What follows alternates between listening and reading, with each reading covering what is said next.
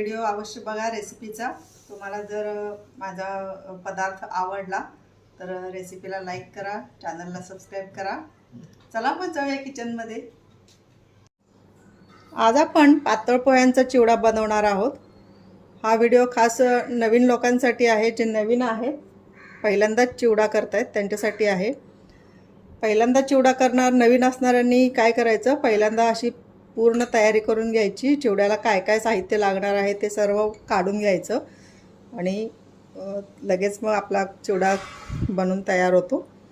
तर त्या चिवड्यासाठी मी काय घेतले, मिरच्या घेतलेल्या आहेत। पातळ पोह्यांचा चिवडा करतोय तर तो हळद घालूनच चांगला, हळद आणि मिरची घालून चांगला होतो। तर ह्या मिरच्या मी घेतलेल्या आहेत, थोड्याशा मोठ्या चिरलेल्या आहेत, कारण लहान मुलं जर असतील तर पटकन त्या काढून टाकता येतील। हे थोडे काजू आहेत, काजूचे तुकडे आहेत, शेंगदाणे आहे, हे डाळं आहे, दलिया, हे खोबऱ्याचे काप आहेत, सुकलेलं खोबरं आहे। हे पातळ चिरायचं आहे, कारण पातळ चिरल्यामुळे ते व्यवस्थित तळलं जातं आणि जर तुम्ही जाड काप केले तर तळले नाहीत व्यवस्थित आणि तसाच जर चिवडा केला तर ह्या कापांमुळं चिवडा नरम होतो। हे कढीपत्ता घेतलेला आहे मी, भरपूर कढीपत्ता घाला चिवड्याला, त्यामुळे वास छान येतो। हा मी धुवून स्वच्छ करून माझा फ्रीजमध्ये बाटलीत भरून ठेवलेला असतो। जिरे मोहरी आहेत, आपण मिरच्या घालणार आहे त्यामुळे हळद घ्यायची आणि जिऱ्याचे पूड पण मी घालणार आहे। हे अख्खे धने आहेत, चिवड्यामध्ये घालायचे थोडेसे, अर्धा चमचा। तर हे साहित्य आहे चिवड्यासाठीचं। आपण पातळ पोह्यांचा चिवडा करतो आहोत, त्यामुळे मी हे अर्धा किलो पातळ पोहे घेतलेले आहेत, चाळून घेतलेले आहेत। यामध्ये जे पण काही एकदम बारीक बारीक पोह्यांचा चुरा असतो तो काढून घेतलेला आहे। असं आपण चाळून घ्यायचा आहे हा पोह्यांचा पोहे। चिवडा करण्यापूर्वी हे पोहे आहेत ना, हे आपण थोडेसे गरम करून घ्यायचे असतात, कारण हे आपण तळत नाही पोहे, भाजूनच ह्याचा चिवडा करतो। जर ऊन असेल कडकडीत तर थोडा वेळ अशीच परात उन्हामध्ये ठेवायची, आणि जरी उन्हामध्ये ठेवली तरी परत घरी आतमध्ये आणल्यानंतर बारीक गॅसवर कढई ठेवून ती भाजून घ्यायची आहेत। तर आता मी कढई ठेवते पोहे भाजण्यासाठी। हे पोहे भाजण्या अगोदर आपण पहिल्यांदा हे पोहे कढईमध्ये घ्यायचे आहेत। गॅसवर कढई ठेवल्यानंतर पोहे घालायचे नाही त्यामध्ये, कारण मग ते आकसले जातात जास्त गरम झाल्यामुळे कढई। तर आपण अर्धे अर्धे पोहे आता गरम करून घेणार आहोत। पहिल्यांदा कढईमध्ये पोहे घ्यायचे आणि नंतर गॅसवरती कढई ठेवायची। मी गॅसवर कढई ठेवलेली आहे, गॅस पेटवलेला आहे, गॅस मीडियम करते।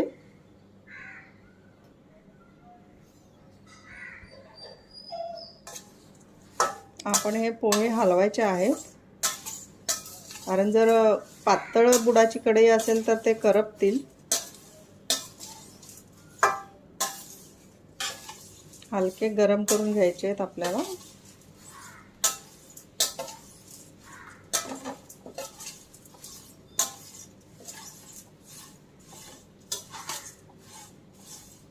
मी कढई बऱ्यापैकी गरम झालेली आहे। मी आता गॅस बंद करते, कारण त्या गरम कढईमध्येच आपले हे भाजले जाणार आहेत पोहे। थोडे गरम करायचे म्हणजे ते कडक होतात, क्रिस्पी होतात। मी गॅस बंद केलेला आहे। मी आता हे दुसऱ्यांदा पोहे घातलेले आहेत, जे थोडे राहिले होते आपले। मीडियम गॅस केलेला आहे, आपण भाजून घेऊया।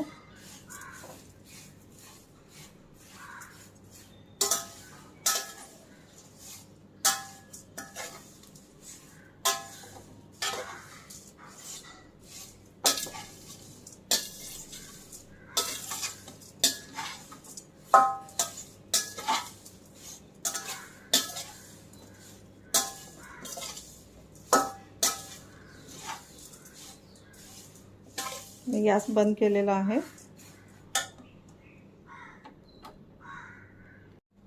आपण हे पोहे भाजून घेतलेले आहेत। आता यामधले जे साहित्य आहे ते आपण तळणार आहोत, आणि त्यासाठी मी कढई ठेवलेली आहे गॅसवरती। हे पहा, क्रिस्पी झालेत पण तेवढे झालेले नाहीत, पण आपण नंतर चिवडा फोडणी देणार आहोत तेव्हा ते पातेलं गरम असतं, त्यामध्ये ते होऊन जातात. तर आपण आता तळायचे पदार्थ म्हणजे शेंगदाणे वगैरे तळून घेऊयात. तर इथे मी गॅसवरती कढई ठेवलेली आहे, तेल घातलेलं आहे, तेल थोडं गरम झालेलं आहे. आपण सर्वात पहिल्यांदा काजू तळून घेऊयात, कारण ते जास्त गरम तेलामध्ये मग लगेच ब्राऊन होतं.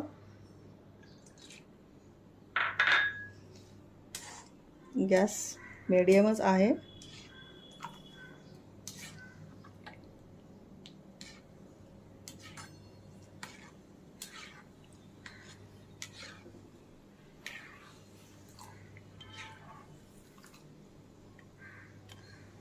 पूर्व तयारी करून घेतली ना की तुम्हाला एक 15 मिनिट पण लागणार नाहीत चिवडा करायला. सर्व साहित्य पहिल्यांदा काढून घ्यायचं आणि चिवडा करायला बसायचं.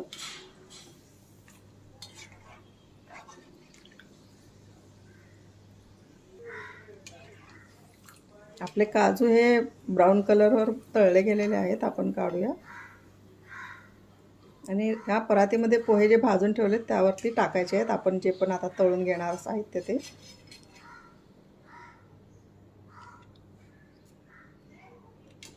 त्याच्यानंतर हे डाळ घालूयात आपण.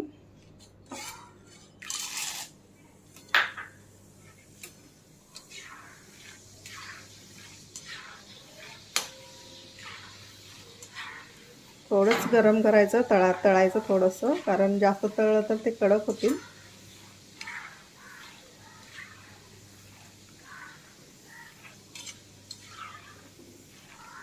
आपण काढूयात आता.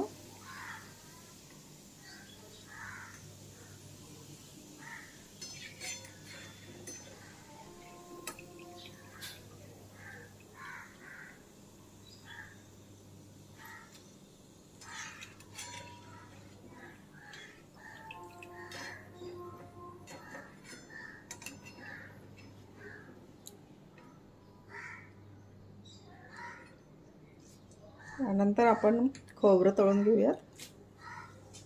पातळ काप करायचे म्हणजे लवकर क्रिस्पी होतात आणि कच्चे राहत नाहीत. हे जर असे मऊ राहिले, जाड चिरले तर मऊ राहिले ना, तर ह्याच्यामुळे चिवडा देखील मऊ व्हायची शक्यता असते. म्हणून पातळ काप काढायचे आणि ते छान लागतात मग पातळ असलेले. असं वर खाली सारखं हलवायचं म्हणजे सगळीकडून चांगले भाजतात ते. जास्त करपायचे पण नाहीत, मग त्याची टेस्ट कडवट लागते. पण या स्टेपला हे काढून घेऊयात आता.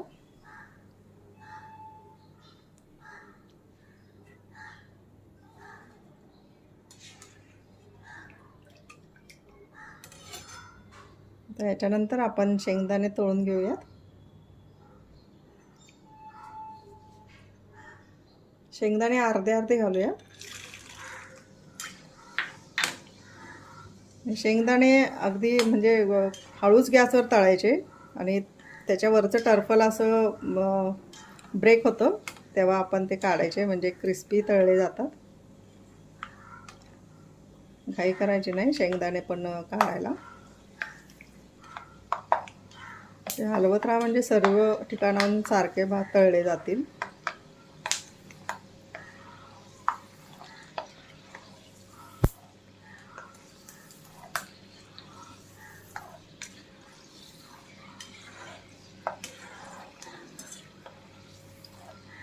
शेंगदाण्याचे कवर देखील ब्राऊन झालं पाहिजे. आता हे पिंक आहेत ना, थोडं ब्राऊन झालं पाहिजे अजून.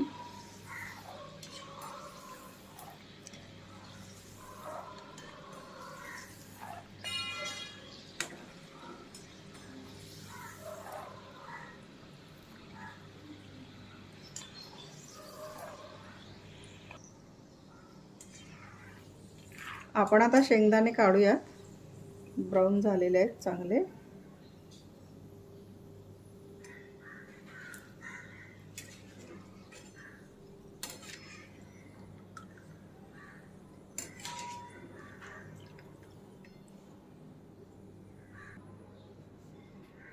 आता आपण हे राहिलेले शेंगदाणे घालूया.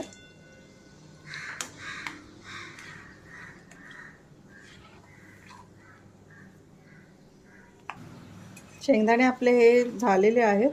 मी गॅस बंद करते. हे तळायचे आपले सर्व पदार्थ संपलेले आहेत. तळलेले सर्व जिन्नस आपण ह्या पोह्यांवरतीच असे काढलेले आहेत. गरम पोहे जरी कढईमध्ये गरम केले तरी म्हणावे तेवढे जर झाले नाहीत क्रिस्पी, तर आपण पातेल्यामध्ये चिवडा फोडणी द्यायचा.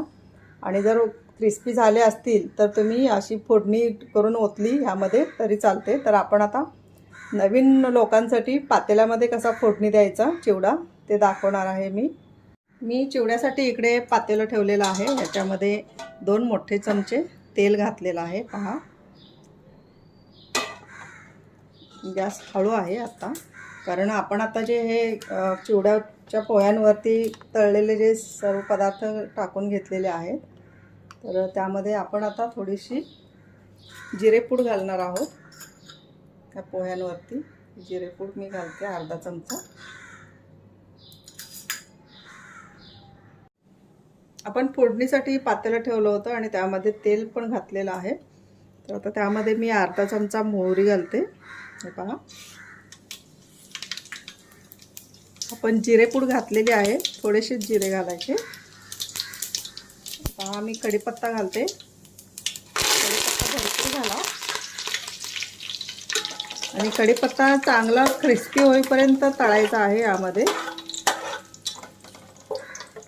तुम्ही जरी फोडणी एका छोट्या पातेल्यामध्ये करून टाकणार जरी असाल ना, तरी कढीपत्ता हा क्रिस्पी होईपर्यंत तळायचा, नाहीतर चिवडा मऊ व्हायची शक्यता असते.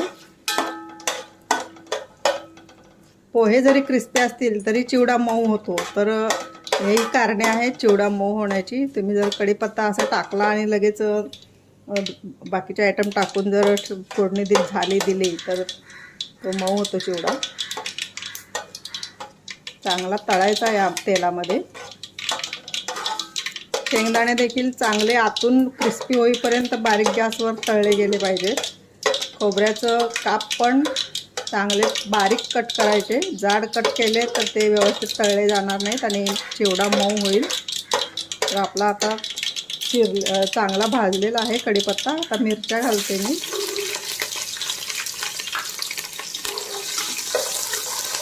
मिरच्या देखील चांगल्या तळायच्या आहेत, त्यामधलं मॉइश्चर गेलं पाहिजे.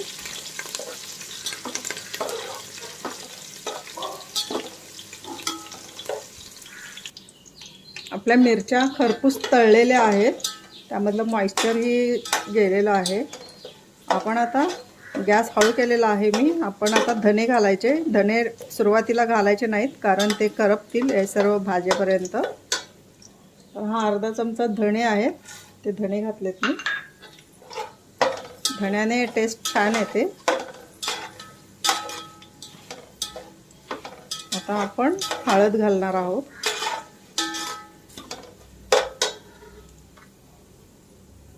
हळद आता तुम्ही बघत घाला. काही त्यामध्ये क्वालिटी असतात, तर एक हळद थोडी जरी घातली तरी खूप पिवळी होते. त्यामुळे मी हळदीचं प्रमाण सांगत नाही, तुम्ही तुमच्या याने बघा.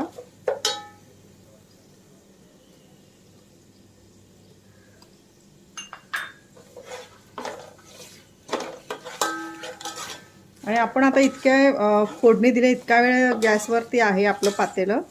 त्यामध्ये आपण ही पोहे वगैरे ओतल्यानंतर ह्या गरमीने पोहे चांगले क्रिस्पी होतात, लक्षात घ्या. अशी वरून फोडणी ओतण्यापेक्षा तुम्ही पातेल्यामध्ये फोडणी द्या. नवीन असाल तर हे तुम्हाला सोपं पडेल आणि चिवडा मऊ होणार नाही. तर आता मी यामध्ये हे जे पोहे आणि शेंगदाणे, खोबरं वगैरे जे खिसलं आपण तळून घातलं होतं, हे सर्व आपण आता यामध्ये ओतायचं आहे. गॅस हळू केलेला आहे, पण हे हलवायचं आहे आता.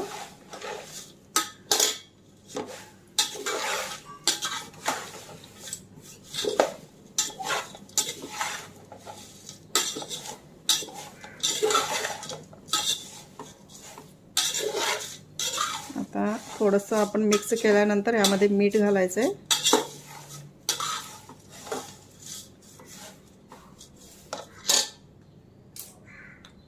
मीठ देखील तुम्ही तुमच्या हिशोबाने घाला.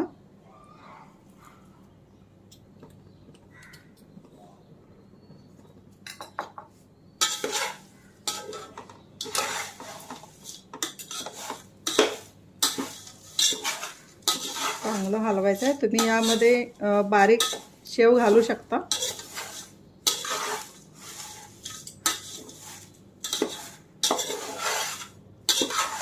चांगली हळद सगळीकडे लागली पाहिजे. सुरुवातीला जरी सफेद दिसत असेल, मिसळेल नाही, असं व्हाईट व्हाईट दिसतं, म्हणून हळद घालायची नाही पुन्हा पुन्हा, कारण ती थोडं जसा जसा वेळ जाईल तसतशी ते सर्व हळद पोह्यांना लागते.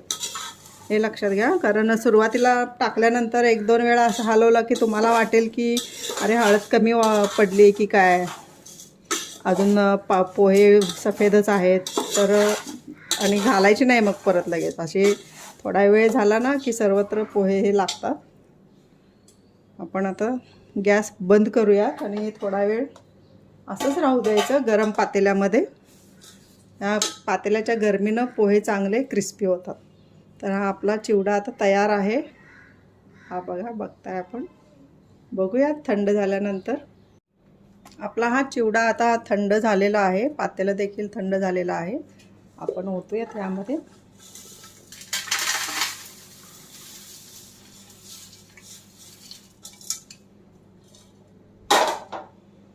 तर आपला हा पातळ पोह्यांचा चिवडा तयार आहे.